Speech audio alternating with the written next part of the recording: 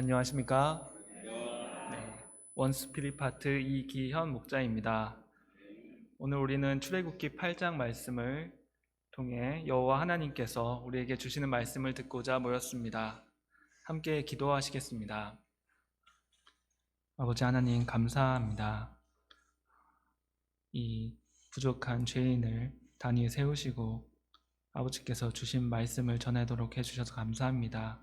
제가 성령을 의지하여 주신 말씀을 증거하도록 하여 주시고 듣는 분들이 하나님의 말씀을 온전히 듣게 해주시길 기도드립니다. 예수님의 이름으로 기도드렸습니다. 여기 용봉동에는 개구리 소리가 들리는지 모르겠습니다. 제가 그저께 퇴근해서 집에 차를 주차를 하고 차문을 여니까 개구리 소리가 들리더라고요. 개굴 개굴. 그 소리가 되게 듣기가 좋았습니다. 시골의 정취가 느껴지고 여기는 되게 자연이 깨끗하구나. 이런 소리가 들렸는데요. 가끔 어쩌다가 이제 집 앞마당에서 개구리가 이렇게 뛰어가는 걸 볼 때가 있습니다. 뭐 1년에 한두 번쯤은. 이제 그러면은 수리하고 비치한테 아빠 개구리 봤다고 빨리 나오라고 이렇게 얘기하는데요. 오늘 말씀에 애굽 사람들도 개구리를 꽤나 좋아했던 모양입니다. 이 나일강이 범람할 때면은 이제 강물이 차오르니까 강이 점점 사람들이 사는 지역까지 넓어져 가고, 그러면 강가에 사는 개구리들이 점점 사람들이 사는 마을 가까이로 다가오고, 그래서 개구리가 가까이 온다는 건 나일강이 범람한다 이런 의미가 있었고, 나일강이 범람하면 이제 강물을 따라서 많은 영양분들이 땅에 쌓이고 그래서 풍년이 왔다고 합니다. 그래서 옛날 애굽 사람들은 개구리가 보이면 농사가 잘 되겠구나, 올해 수확이 풍년이고 돈 좀 벌겠구나, 그래서 개구리를 굉장히 좋아했나 봅니다. 개구리가 반가운 존재고 풍요의 상징이었다고 합니다. 이제 오늘 말씀 첫 번째 파트를 시작하겠습니다. 8장을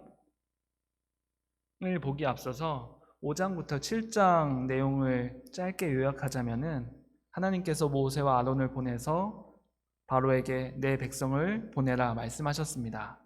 하지만 여호와 하나님을 알지 못하는 바로는 모세가 전한 이스라엘을 보내라는 하나님의 명령을 무시했습니다. 바로는 하나님에 대한 관심이 없었고 말씀을 들을 생각을 하지 않았습니다. 하나님은 애굽이 사랑하는 애굽의 자랑 나일강의 물을 피로 변하게 함으로써 바로가 하나님을 인정하도록 첫 번째 재앙을 내리셨습니다. 나일강 물이 피로 다 변하고 고기가 죽고 악취가 나서 물을 마실 수 없게 되어 애굽 사람들은 강가에 가서 땅을 깊이 파서 물을 구하는 고생을 하게 되었습니다.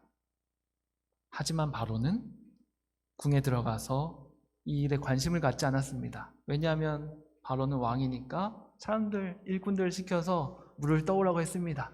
강가에 가서 땅을 깊게 파서 물을 떠와라. 그리고는 이제 그 당시에 최첨단 기술을 이용한 정수 시스템을 만들었습니다. 자갈을 쌓고 모래를 쌓고 그 위에 숯을 쌓고 또 모래, 자갈, 숯 이렇게 쌓은 정수 시스템에 떠온 물을 걸러서 차도 마시고 목욕도 하고 별 불편함이 없었습니다. 그래서 바로는 일주일이 지나도록 콧방귀를 뀌며 하나님을 외면했습니다. 8장은 이 바로를 깨시는 하나님의 명령으로 시작됩니다. 여호와께서 모세에게 이르시되 너는 바로에게 가서 그에게 이르기를 여호와의 말씀에 내 백성을 보내라. 그들이 나를 섬길 것이니라. 하나님은 바로에게 이번에도 보내기를 거절하면 개구리로 너의 온 땅을 치겠다 경고하셨습니다. 그러나 바로는 역시 이번에도 하나님의 경고를 귓등으로 들었습니다. 이번에는 개구리가 나일강에서 무수히 생기고 올라와서 바로의 궁과 침실과 침상위와 화덕과 떡 반죽 그릇에 들어가고 신하의 집과 백성에게 기어올랐습니다.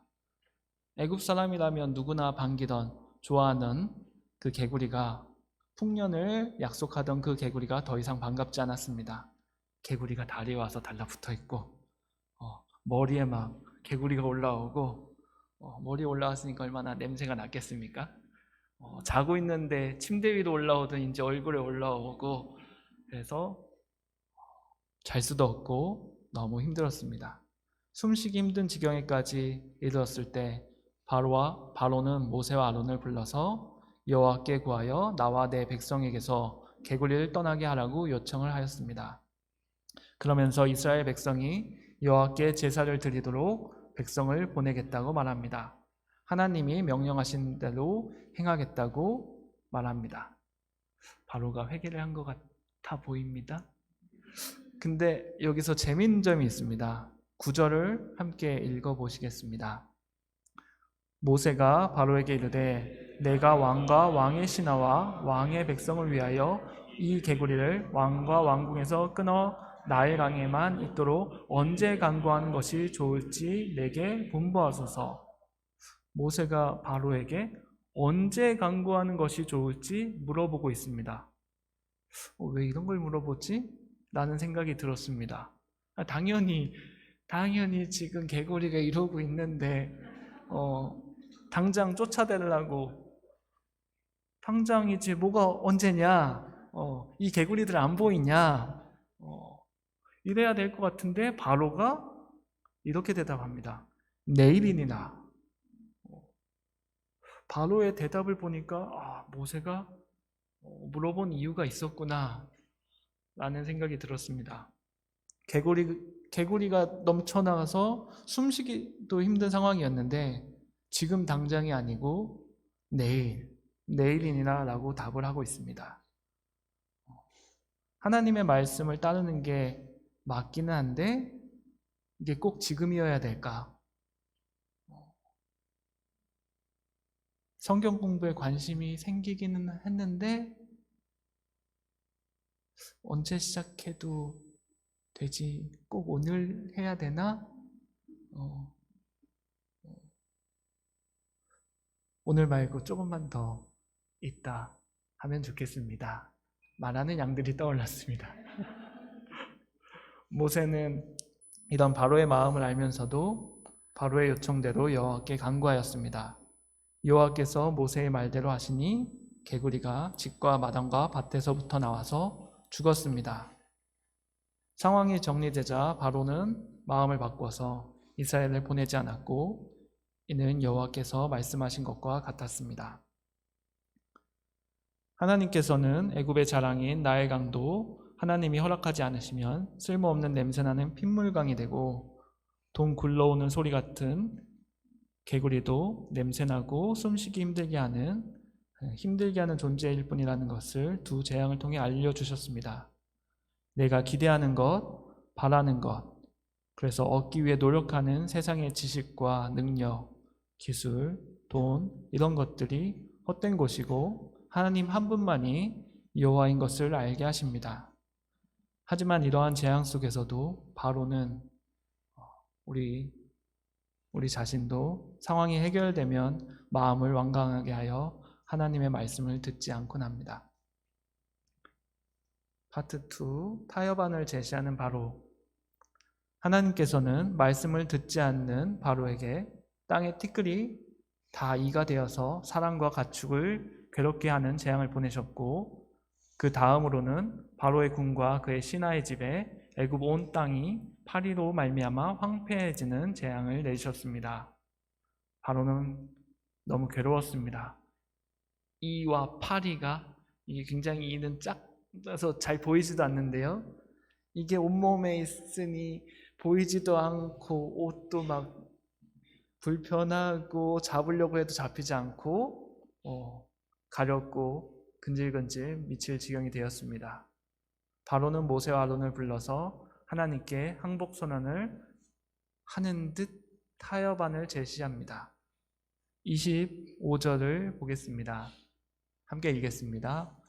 바로가 모세와 아론을 불러 이르되 너희는 가서 이 땅에서 너희 하나님께 제사를 드리라. 분명히 하나님께 제사를 드리라 말하고 있습니다. 이것은 마치 내가 졌다. 너희 하나님을 인정한다. 너희 하나님께 제사를 드려라. 근데 너희 하나님께 제사를 드리는 것은 좋은데 멀리 가지 말고 이 땅에서 제사를 드려라 라고 얘기합니다. 이 바로의 모습에서 세상 사람들의 모습, 하나님을 믿지 않는 사람들의 모습, 또한 제 자신을 보기도 하였습니다. 그래, 하나님이 계시지. 하나님을 인정할 수 있다. 근데 그래서 나의 삶에 무슨 변화가 있어야만 하나? 난 안 그래도 바쁜데 하나님께 내어줄 내 삶이 없다. 난 여유가 없다. 하나님이 계셔도 내 삶의 주인은 여전히 나고 난 지금 이대로 살아가겠다 라는 말을 하곤 합니다. 죄악된 삶에서 떠나지 않겠다고 이야기합니다. 제 마음속에도 이런 유혹이 찾아오곤 합니다. 세상 사람들을 돕고 살아야지. 그지? 하나님이 나에게 그걸 명하셨어. 근데 세상 사람들 도우려면 세상에서 살아야 되고 그들과 함께 해야 하는 거야. 그들과 같이 더러워지는 걸 두려워하면 안 돼. 걱정하지 마. 난 하나님을 믿고 하나님을 사랑하고 있잖아. 그게 중요하지. 더러워지는 건 괜찮아. 씻으면 되니까. 그래서 제가 세상에 죄악된 삶에 물들어가는 거를 그런 유혹을 뿌리치지 못하는 제 자신을 발견하곤 했습니다. 하지만 모세는 바로의 제안을 분명하게 거절합니다. 함께 읽어보겠습니다. 제목입니다. 그리함은 부당하나이다. 우리가 사흘 길중 광야로 들어가서 우리 하나님 여호와께 제사를 드리되 우리에게 명령하신 대로 하려 하나이다. 모세가 바로의 제안을 거절하자 바로는 다시 제안을 합니다.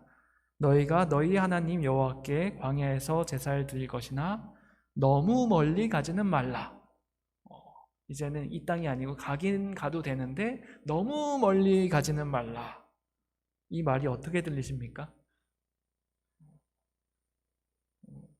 그래, 하나님을 믿어도 돼. 하나님을 믿어야지. 교회 다녀도 돼. 근데 꼭 결혼을 믿는 사람하고 해야 되나? 요새 세상에 누가 그래? 믿음의 결혼 그게 누가 그래? 아니 보통 신자들처럼 일요일에 교회 가서 예배 드리면 되지. 무슨 해외 선교를 간다 그러는 거야? 캠퍼스에서 선교하는 거 금지된 거 아니었어? 왜 그런 거를 해? 믿음 생활을 인정하면서도 죄악된 세상을 떠나지 않고 세상과 타협해서 살라는 유혹이 찾아옵니다. 저는 지난주 목요일 점심에 동신대 피싱을 나갔습니다. 2주에 한 번씩 동신대에 복음의 씨를 뿌리고자 한충식 목자님과 사라 목자님, 옥한 목자님이 오십니다. 하필 피싱 오시는 목요일 점심때가 저의 수업 시간과 겹쳐서 제가 그동안 피싱을 못 나가다가 지난주에는 시험 기간이라 수업이 없어서 동참하고자 나도 함께 해야지 하는 마음으로 나갔습니다. 근데 정작 나가서 피싱을 시작하는데 학생들은 이게 무표정한 얼굴로 관심도 없이 지나가고 다가가면 불편하고 하고 굉장히 어색했습니다. 시험에 지쳐서 그런 건지 낯선 사람이 다가오는 게 싫은 건지 복음을 전하고 성경 공부를 제안하려고 피싱에 나갔는데 가까이 가서 간식 과자가 들어있는 저희 홍보지를 주면서 이걸 먹고 읽어보고 관심 있으면 전화 주세요.